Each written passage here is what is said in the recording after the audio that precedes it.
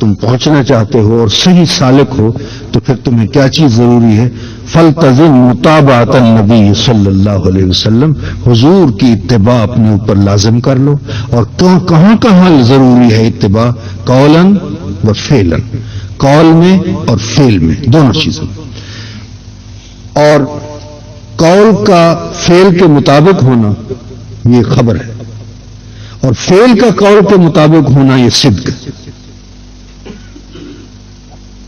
یہ حق ہے. قول کا فعل کے مطابق ہونا یہ خبر ہے، اور فعل کا قول کے مطابق ہونا یہ حق. اسی لیے کہتے ہیں کہ صرف سچ نہ کہو بلکہ حق کہو. سچ کہنا تو خبر ہے، اور حق کہو. تو سچ کہنا بھی دو قسم کا ہے. ایک ہے مخلوق کے ساتھ سچ بولنا. آپ نے نماز پڑھی ہے، آپ کہتے ہیں میں نے پڑھی ہے، یہ سچ ہے، یہ مخلوق کے ساتھ سچ.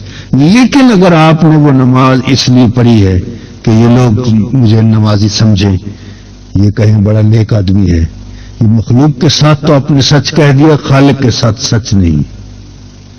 خالق کے ساتھ سچ وہ ہوگا جو آپ نے اس کے لیے پڑھی ہو، اسی کی محبت میں، اسی کی یاد میں، اس سے ایک قلبی تعلق کی وجہ سے پڑھی ہے. اگر آپ نے اس لیے پڑھی ہے کہ مقتدی حضرات یہ نہ کہیں کہ امام صاحب نماز نہیں پڑھتے، یا یہ پیر مرید یہ نہ کہیں کہ پیر صاحب نماز نہیں پڑھتے، اگر اس وجہ سے نماز پڑھی ہے تو وہ مخلوق کے ساتھ تو سچ ہوگا، خالق کے ساتھ جھوٹ ہوگا.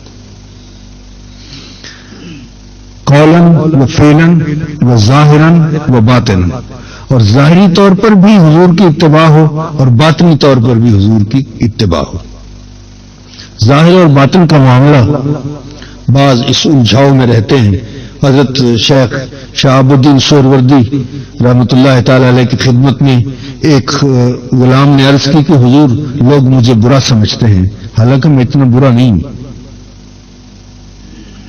مجھے غلط سمجھتے ہیں اور پتہ نہیں کیوں مجھے برا سمجھتے ہیں. شکایت کی زمانے کی.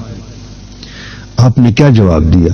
صوفی کی ہر بات میں چھوٹے سے الفاظ میں، چھوٹے سے جملے میں بہت بڑی بات ہوتی ہے. انہوں نے فرمایا کہ تجھے تو خدا کا شکر ادا کرنا چاہیے کہ تیرا باطن تیرے ظاہر سے بہتر ہے. تیرا جو ظاہر ہے اس کو لوگ غلط سمجھتے ہیں، اور تو اندر سے اس طرح نہیں ہے. تیرا باطن اگر ظاہر سے زیادہ بہتر ہے تجھے تو خدا کا شکر ادا کرنا چاہیے. تو یوں صوفیہ ہر ایک چیز میں حسن تلاش کرتے ہیں کوئی نہ کوئی. تو یوں صوفیہ ہر ایک چیز میں حسن تلاش کرتے ہیں کوئی نہ کوئی. یہ کرنے کے بعد پھر آپ نے فرمایا پہلے یہ چیز کرو کہ قول میں، فعل میں، ظاہر میں، باطن میں حضور کی اتباع کرو، اور اتباع کرنے کے بعد پھر مراقبہ وحدت الوجود کرو. پھر کرو مراقبہ وحدت الوجود. اب وہ مراقبے کا طریقہ فرماتے ہیں کہ مراقبہ کس طرح کرنا چاہیے. فرماتے ہیں ان تراء معنی الکلمۃ الطیبہ، کہ ذکر ہوگا کلمہ طیبہ کا. اور ذکر کس طرح سے ہوگا؟ ہم تو الفاظ پہ زور لگاتے ہیں، لا الہ الا اللہ، اور زور لگاتے ہیں. وہ فرماتے ہیں نہیں، ان تراء معنی الکلمۃ الطیبہ، کلمہ طیبہ کے معنی کا خیال رکھو ذہن میں. یوں ذکر کرو کہ صرف لفظوں سے بات نہیں بنتی، اس کا جو معنی ہے اس کا خیال کرو. ایک عالم، بہت بڑے عالم، ایک بزرگ کی خدمت میں بیعت ہونے کے لیے گئے. اس واقعہ کو علامہ اسماعیل حقی رحمۃ اللہ علیہ نے تفسیر روح البیان میں لکھا ہے. بیعت ہونے کے لیے تشریف لے گئے. چونکہ عالم تھے تو عالم جو ہوتا ہے وہ پہلے اپنے پیر کو اپنی اس علم کی کسوٹی پہ لاتا ہے اور دیکھتا ہے کہ کیا اس میرے علم کے معیار پر یہ پورے اترے ہیں یا نہیں. تو اس نے دیکھا کہ باقی بات تو سب ٹھیک ہے، لیکن جب انہوں نے امامت کرائی تو اس میں سورہ فاتحہ تجوید و قرات کے بغیر سادگی کے ساتھ پڑھی. اور مولانا چونکہ قاری بھی تھے تو ان کا دھیان مخارج کی طرف تھا کہ یہاں یہ مخرج صحیح نہیں نکالا گیا، یہ مخرج صحیح نہیں نکالا گیا.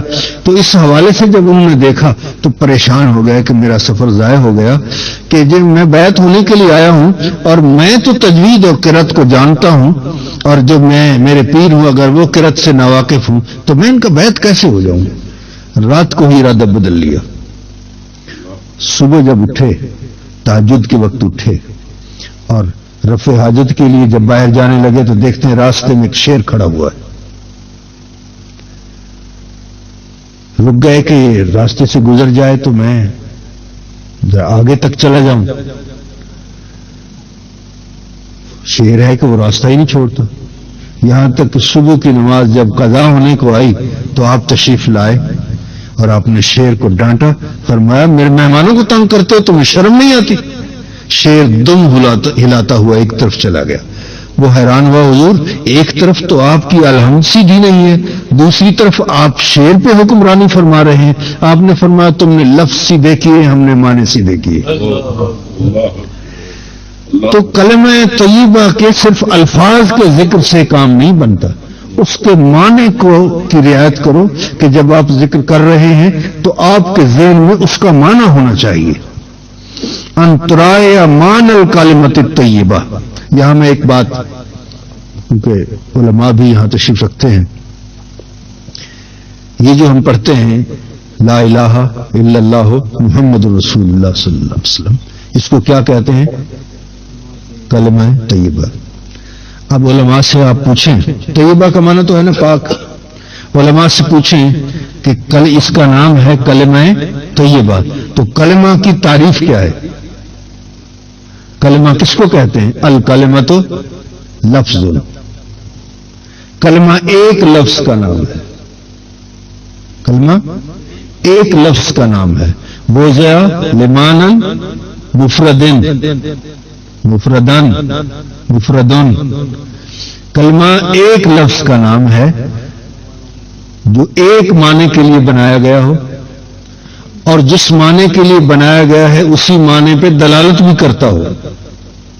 یہ تعریف ہے کلمے کہ لفظ بھی ایک ہو. غور فرمائیں، کلمہ کس کو کہتے ہیں؟ لفظ بھی ایک ہو، معنی بھی ایک ہو، وہ بنایا ہی اس ایک معنی کے لیے گیا ہو اور وہ دلالت بھی اسی ایک معنی پہ کر رہا ہو، اس کو کلمہ کہتے ہیں. اور اگر ایسی بات ہو کہ ایک سے زیادہ لفظ کلمے ہوں، ایک سے زیادہ الفاظ لفظ ہوں، لفظ ایک ہوگا، زیادہ ہوں تو الفاظ بن جائیں گے. اگر ایک سے زیادہ ہوں تو پھر وہ کلمہ نہیں ہوگا. اور اگر ایک سے زیادہ معنی پہ دلالت کرے پھر بھی وہ کلام ہوگا. اگر ایک سے زیادہ معنی کے لیے بنایا گیا ہو پھر بھی وہ کلام ہوگا. اگر ایک سے زیادہ معنی پہ دلالت کر رہا ہو پھر بھی وہ کلام ہوگا. یعنی لفظ بھی ایک ہو، معنی بھی ایک ہو تو پھر تو وہ کلمہ ہے. اور اگر ایک سے زیادہ لفظ ہوں تو پھر وہ کلمہ نہیں، پھر وہ کلام ہے. الکلام ما تضمن کلمتین بالاسناد. کلام وہ ہوتی ہے جو دو کلموں کو متضمن ہو اور ان کے درمیان نسبت ہو، اس کو کہتے ہیں کلام. اگر لفظ ہو ایک تو کلمہ، اگر لفظ ہو ایک سے زیادہ تو وہ ہوتی ہے کلام. اب میں پڑھتا ہوں، اب آپ دیکھیں جو آپ جس کو آپ نے کلمہ طیبہ کہا ہے، کیا یہ ایک لفظ ہے یا زیادہ ہے؟ لا الہ الا. میں کوئی لفظ کم نہیں کروں گا، کوئی زیادہ نہیں کروں گا. آپ اگر فتویٰ لگائیں تو آپ کی مرضی ہے. لا الہ الا، ٹھیک ہے، کوئی لفظ نہیں بڑھایا میں نے. لا الہ الا اللہ محمد رسول اللہ. کتنے الفاظ ہیں اس میں؟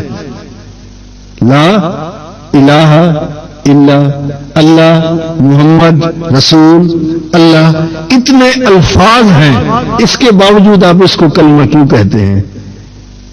اس لیے کہ یہ دو نہیں ہے.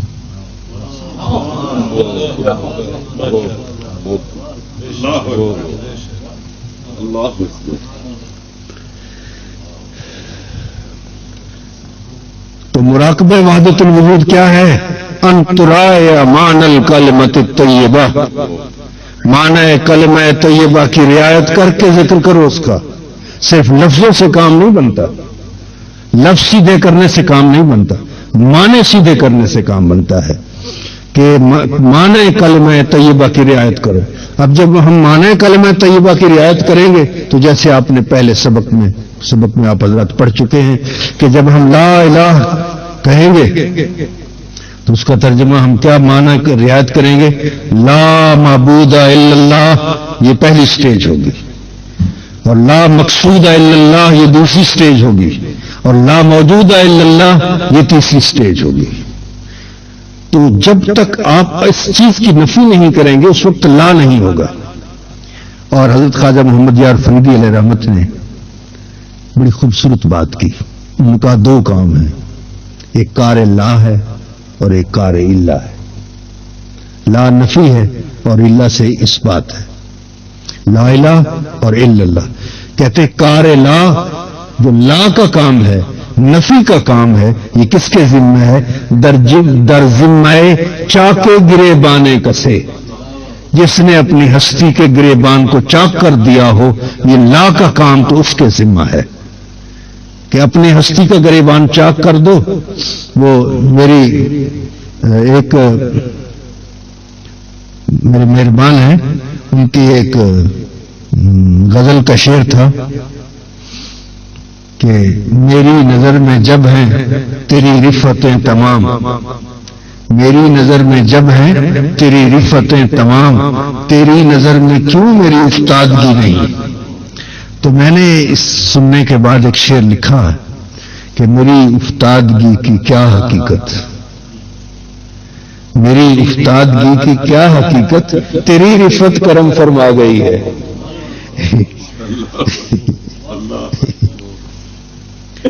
تو حضرات محترم، کار لا در ذمہ چاک گریبان کسے، اپنی ہستی کا گریبان چاک کر دینا کہ میں کچھ نہیں ہوں، میری ہستی، اپنی ہستی کا، اپنے ہونے کا جو گریبان ہے اس کو چاک کر دو کہ میں نہیں ہوں.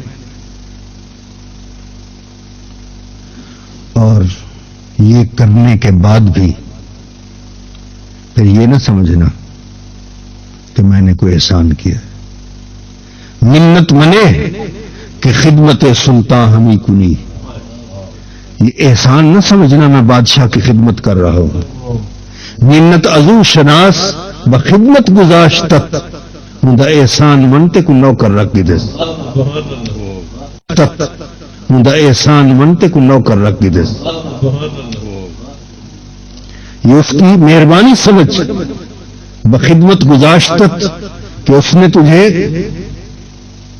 اس میں خدمت کے لیے مقرر کر لیا ہے، اس کی مہربانی سمجھ. اور اگر سر بھی دے دو گے، اپنی ہستی کا گریبان چاک کر لو گے، اگر سر بھی دے دو گے تو کیا دیا ہے؟ سر لہو دی تونبڑی، سر لہو دی تونبڑی، وہ یار ہیرے دی کان. سر دیتے آ جائے یار ملے تو پھر بھی سستا جان. اگر سر دینے سے یار مل جائے، مل وکدا سجن مل جاوے تو لے لواں میں جند بیچ کے. اگر یار اس طرح سے مل جاتا ہے اور جان دے کے اگر یار حاصل ہو جاتا ہے تو اس میں کوئی سودا، گھاٹے کا سودا تو نہیں ہے.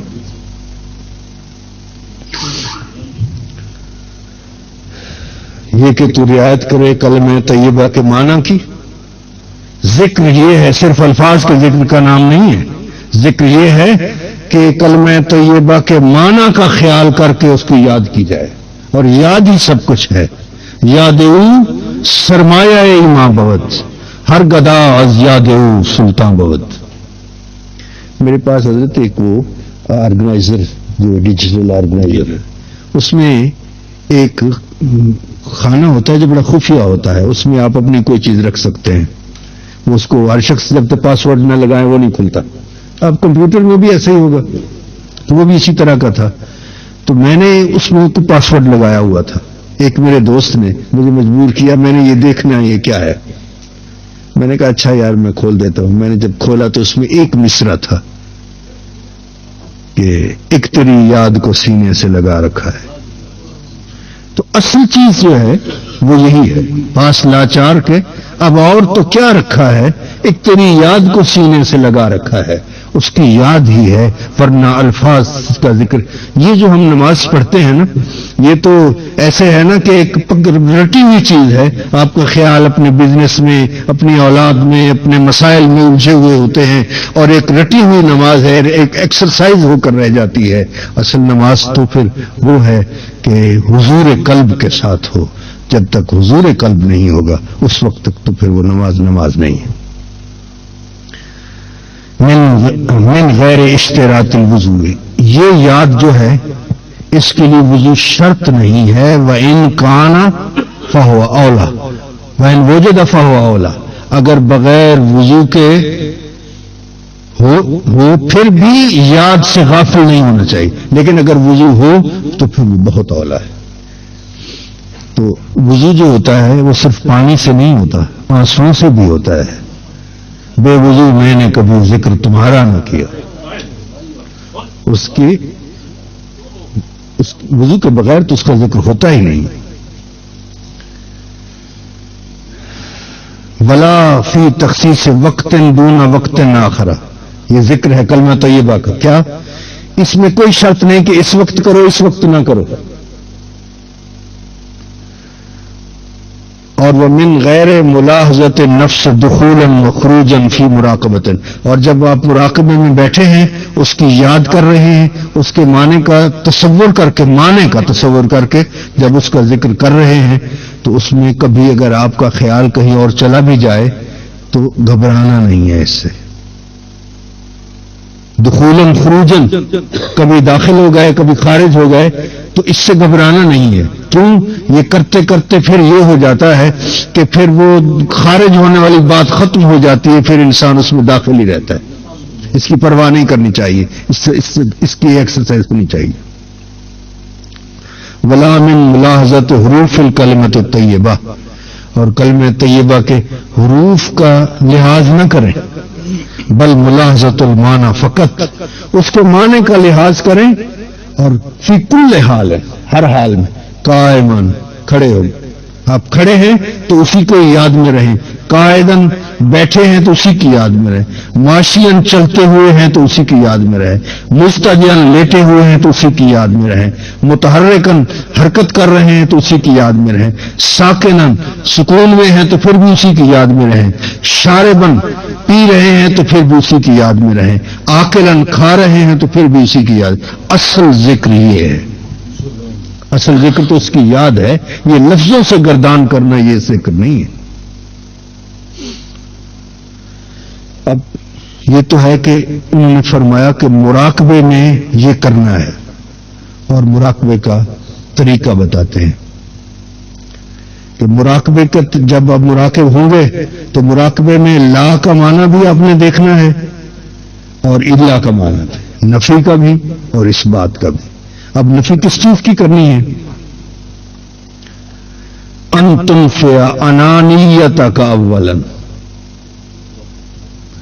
اپنی انانیت کی نفی کرنی ہے کہ میں نہیں، لا، یہ نفی کرنی ہے۔ لا الہ سے مراد اپنی انانیت کی نفی۔ اصل بت تو یہی ہے جو خود اپنے آپ کو تم نے بنایا ہوا ہے اور اسی کی خاطر سب کچھ آپ کرتے ہو، اس کی نفی کر دو پہلے۔ ان تنفع انانیتک اولا، اور انانیت کیا ہے؟ انانیت کا لفظ تو بیان کر دیا گیا کہ انانیت کی نفی کرنی ہے، اور انانیت کیا ہے؟ عبارت ان یکون حقیقتوں کا و باطنوں کا غیر الحق سبحانہ و تعالی۔ انانیت یہ ہے کہ اپنے آپ کو غیر حق سمجھنا، یہ انانیت ہے۔ حق کا غیر سمجھنا یہ انانیت ہے، اس کی نفی کرنی ہے۔ جب لا آپ کہیں گے تو پھر اپنی انانیت کی نفی کرنی ہے، یعنی اپنے آپ کو غیر حق سمجھنا، تو پھر دو ہو جائیں گے نا، ایک وہ ایک تو۔ انانیت کا مفہوم کیا ہے؟ ان یکون حقیقتوں کا و باطنوں کا غیر الحق سبحانہ و تعالی، کہ تیری حقیقت یہ جسم کی بات نہیں ہے، اس ٹھوس جسم کی بات نہیں ہے، اپنی حقیقت کی بات ہے کہ میری جو حقیقت ہے میں نے اس کو غیر حق سمجھا ہوا ہے. یہ اپنی حقیقت کو غیر حق سمجھنا یہ انانیت ہے. جب آپ لا کہیں گے اس انانیت کی نفی کریں گے. انانیت ہے جب آپ لا کہیں گے اس انانیت کی نفی کریں گے.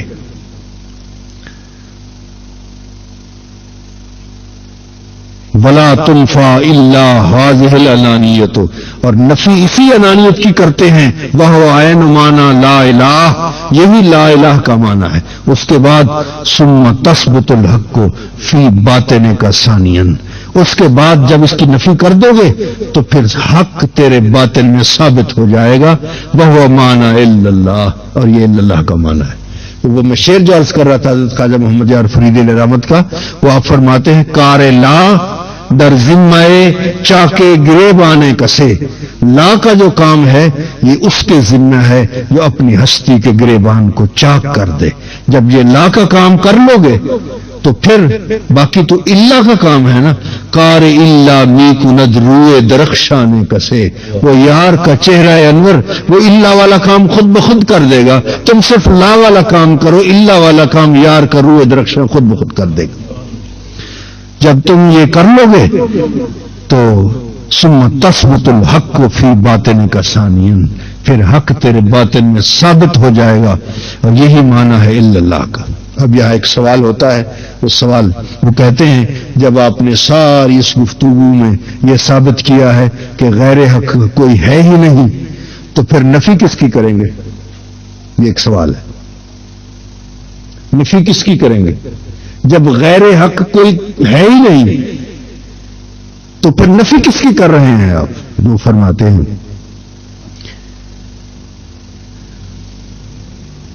فین قلتا اذا کان الوجود واحدا وغیرہ لیس موجود فای شیء ینفی وای شیء یثبت. جب غیر حق کوئی موجود ہی نہیں ہے تو کون سی چیز کی نفی کی جائے گی، کون سی چیز ثابت کی جائے گی؟ تو کل تو اس کا جواب دیتے ہیں، میں کہتا ہوں تنفی وہم الغیریت والاثنینیت. جو غیر ہونے کا تمہیں وہم ہو گیا ہے، وہم کی کوئی حقیقت نہیں ہوتی. اثنینیت کا دو ہونے کا جو وہم ہو گیا ہے، اس وہم کو مٹانا ہے. ناشال الخلق وہذہ الوہم باطل، اور یہ وہم باطل ہے کہ غیر حق کا وہم ہو جانا، اثنینیت کا وہم ہو جانا، اس کو آپ نے لا الہ کہتے ہوئے معنی کا تصور کرتے ہوئے آپ نے اس کو مٹانا ہے.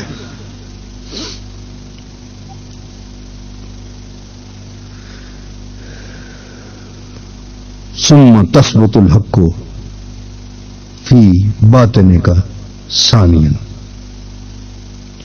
لیکن اس سب چیزوں سے پہلے ایک چیز اور ضروری ہے.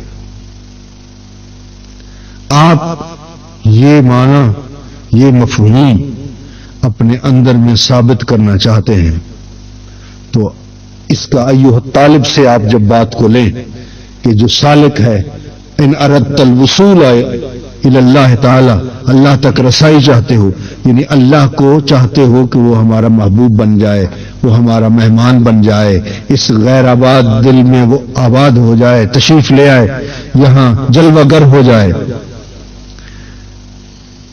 تو جب تک اس کو گھر کو آپ صاف نہیں کریں گے محبوب تو نہیں آئے گا. وہ تو گھر کی صفائی مانگتا ہے، صاف ستھرے گھر میں آتا ہے، گندے اور غلیظ گھر میں تو نہیں آتا.